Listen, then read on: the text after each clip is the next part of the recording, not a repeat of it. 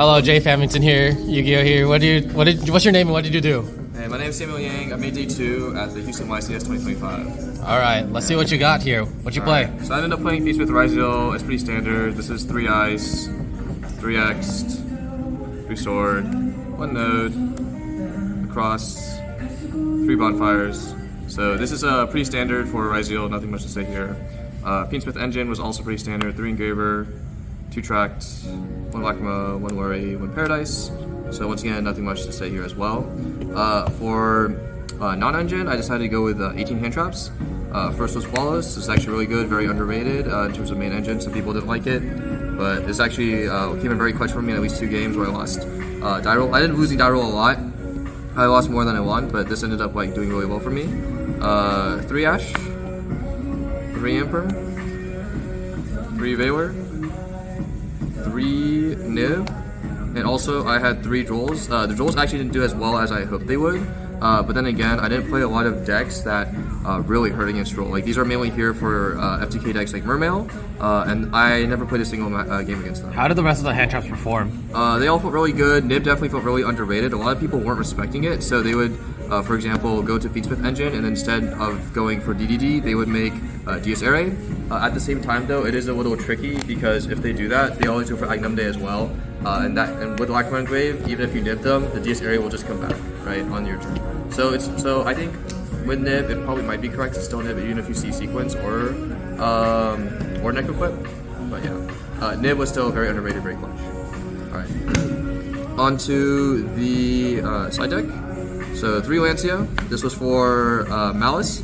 I only played against one Malice player, drew it in game 3. When I used it against him, he just scooped. So only time I saw it, really good. 3 Meowlos. Ever since I bought the card, I haven't used it once, but it's been my side deck the whole time, again, for Malice. I'm also thinking of, this is just theory, but against Fiendsmith variants to put these in instead of Droll, I think these might hurt them more. Droll like is hit or miss even when it comes to Fiendsmith Ryziel. 2 Prulias due to lack of space, but these are also really good. I would play 3 if I could. This is where I might put in the 3rd. I have 2 Storms, but they didn't do anything for me. The only time I saw them, it was in Fiendsmith Ryziel. The board was unbreakable, so it was like, alright, it's either I storm the back row for 1, or I end up hitting the detonator to get rid of 1 mob. These cards really came in clutch for me. It's 3 strikes and 2 judgments. These Solemns honestly put in a lot of work, especially in my game 3s or my game 2s if I lost die roll. Originally I was thinking of playing Crossout Designator instead, but I decided against it because in a lot of games I would end up with having Crossout in hand because they put one in hand trap, or they put one in hand trap, or like they'd be playing breakers that I don't play here, right? So as a result, like the card would oftentimes feel dead, but these always felt like they were impactful. There's always something in strike, there's always something in judgment, right? So these were often the tipping scales of the game for me. So really good cards, would probably still keep them. On to the side deck. Onto the extra deck. It's pretty standard. It's 1 Chaos Angel, 1 Aggregator, 2 Detonators, 1 Duo, 1 Dweller. There's an Excitonaught in here. I might cut this for the second Eclipse Twins. I found that a lot of times I would actually want another Eclipse Twins. I made this a total of, I never made this for the effect. I only used it to go into Fiendsmith stuff, but if I have Moon, I technically don't need this anymore. 1 Eclipse Twins, 1 DDD, 1 Neck Equip, and then this is the standard Fiendsmith stuff. Nothing really different here. Alright, but that's my deck profile. Yay! Yeah. Congrats, Sam. Congrats on making day 2, second time. Yeah.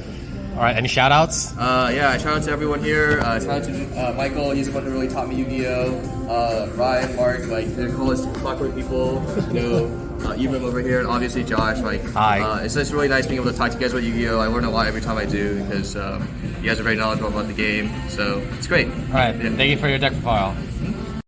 Yeah. Also, I think I did the biggest accomplishment so far in my Yu-Gi-Oh! Career. I ended up beating Pac, and on feature, I was the B stream, but he was playing Memento, I was playing Feast with Ryziel, obviously.